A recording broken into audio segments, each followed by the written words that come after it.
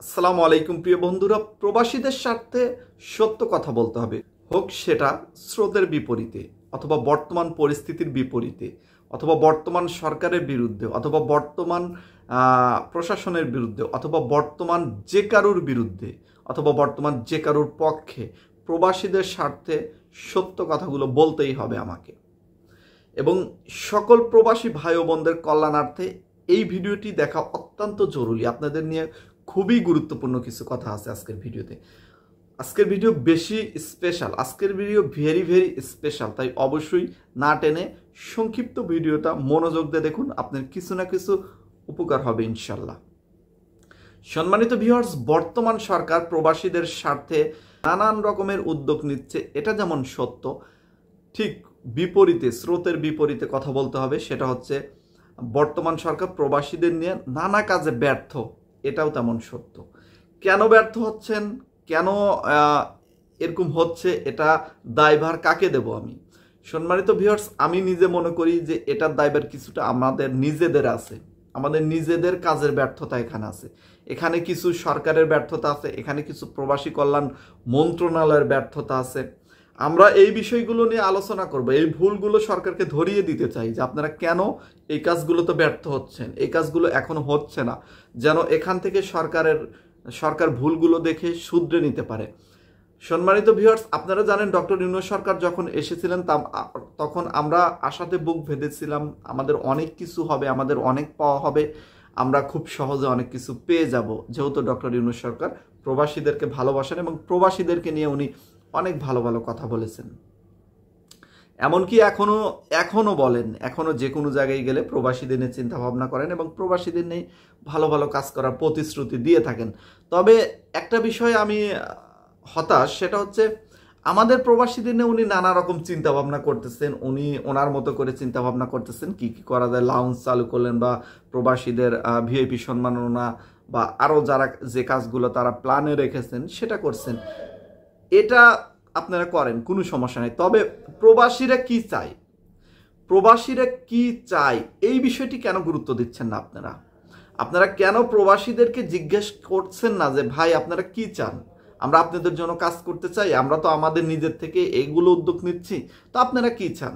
আপনারা কেন প্রবাসীদের সাথে মিটিং করতেছেন না বা প্রবাসীদেরকে এইভাবে গুরুত্ব দিয়ে কাজ করতেছেন না? আমরা তো আমাদের দাবিগুলো বারবার পূরণ করে আমাদের দাবিগুলো বারবার আপনাদের কাছে পেশ করে যাচ্ছি, কেন আপনারা এই বিষয়টি ভ্রুক্ষেপ করতেছেন না? প্রবাসী কল্যাণ মন্ত্রণালয় আসিফ নজরুল স্যারকে বলতেছে আপনি ইমিডিয়েটলি দ্রুত টাইমের ভিতরে আমাদের দাবিগুলো নিয়ে আলোচনা করুন। প্রবাসী মন্ত্রণালয় ইমিডিয়েটলি দ্রুত টাইমের ভিতরে আমাদের দাবিগুলো উপস্থাপন করে পূরণ করে দিন। আপনি যদি নিজে এই বিষয়টি নিয়ে আলোচনা করেন, নিজে উদ্যোগ নেন, তাহলে কিন্তু এটা পূরণ হতে 2 দিনের বেশি সময় লাগবে না। আপনি দায়িত্ব দিয়ে রাখছেন প্রবাসী কল্যাণ মন্ত্রণালয়ের প্রবাসী কল্যাণ মন্ত্রণালয়ের দায়িত্বরত অকর্মা সব ব্যক্তিদের।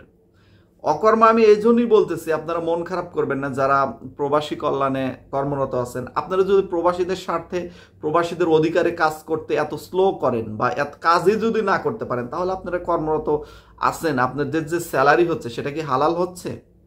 সেটা কি আপনি হালালভাবে নিতে পারতেছেন? আপনারা কি কাজ করেন প্রবাসীদের কল্যাণে? আপনারা কি কাজ করেন? প্রবাসী কল্যাণ মন্ত্রণালয়, নামটা কত সুন্দর। আপনারা প্রবাসীদের কল্যাণে কি কি কাজ করতেছেন আপনারা রিপোর্ট দেন না কেন? আমি আপনাদের কাছে অনুরোধ করব, আপনারা প্রতি মাসে রিপোর্ট দিবেন, ব্রিফিং করবেন। আসিফ নজরুল স্যার আপনাকে অনুরোধ করব, আপনি প্রতি মাসে প্রবাসীদের জন্য কি কি করলেন ব্রিফিং করে জানাবেন। আপনি না জানাতে পারলে আপনার যে প্রবাসী কল্যাণ মন্ত্রণালয়ে যাদের দায়িত্ব দিয়েছেন তাদের ভিতর থেকে এক্সপার্টকে বলবেন যেন প্রতি মাসে প্রবাসীদের জন্য কি কাজ করছে এটা যেন উনি ব্রিফিং করে বলেন, আমাদেরকে যেন বলেন, এবং সামনের মাসগুলোতে কি কি উদ্যোগ নেবেন এবং কি কি কাজ করবেন এটা যেন আমাদেরকে নিশ্চিত করা হয়। আমরা পূর্বের সরকারের মতোও যদি আপনারা আচরণ করেন তাহলে আপনারা তাদের মধ্যে পার্থক্য কি? আমরা চাই প্রত্যেকটা মন্ত্রণালয় যেন জবাবদিহিতার আওতায় থাকে, এবং জবাবদিহিতা আওতায় আনলেই কেবল কাজ সফল হওয়ার সম্ভাবনা সবচেয়ে বেশি। তাহলে মাথার উপর প্রেশার থাকবে এবং কর্মরত যারা আছেন তারা মনোযোগ দিয়ে তখন কাজ করবেন দ্রুত টাইমের ভিতরে, যে এই 1 মাসের ভিতরে এই কাজগুলো সম্পূর্ণ না করলে তো আমাদের সামনের মাসে ব্রিফিং করতে হবে, কি বলবো, জবাবদিহিতা করতে হবে। তো এটা কিন্তু খুবই গুরুত্বপূর্ণ বিষয়। আপনারা প্রতি মাসে প্রত্যেকটা মন্ত্রণালয় থেকে কি কি কাজ করেছেন এবং কি কি কাজ সামনের মাসগুলোতে করবেন, এটার জবাবদিহিতা আপনারা দেবেন ইনশাল্লাহ। এবং আপনাদেরকে বারবার এই কথাগুলো বলতেছি এই জন্যই, কারণ আপনাদেরকে ভালোবাসি। আপনাদের প্রতি ঘৃণা চলে আসুক প্রবাসীদের, এটা আমি মোটেও চাই না। যার কারণে আমি বারবার আপনাদেরকে অনুরোধ করতেছি আপনারা কাজগুলো করুন প্রবাসীদের জন্য, এবং প্রবাসীদেরকে যেন আমি বলতে পারি যে আপনাদের জন্য সরকার কাজ করতেছে। আপনারা অবশ্যই সরকারকে ভালোবেসে রেমিটেন্স সর্বোচ্চ পাঠান, এই কথাটা যেন আমি বলতে পারি। আপনারা সেই ব্যবস্থা করুন। সম্মানিত ভিউয়ার্স, আমরা সরকারকে বারবার প্রেশার ক্রিয়েট করে যাচ্ছি আমাদের দাবিগুলো আদায় করার জন্য। চলমান থাকবে আমাদের প্রেশার। কারা কারা একমত আছেন আমার সাথে কমেন্ট সেকশনে জানাবেন। এবং প্রবাসীদের স্বার্থে, প্রবাসীদের অধিকার নিশ্চিত করতে স্রোতের বিপরীতে কথা বলা লাগলেও আমি বলার জন্য প্রস্তুত আছি, আপনারাও প্রস্তুত হন। আজকের মতো বিদায়, সবাই ভালো থাকবেন। আল্লাহ হাফেজ।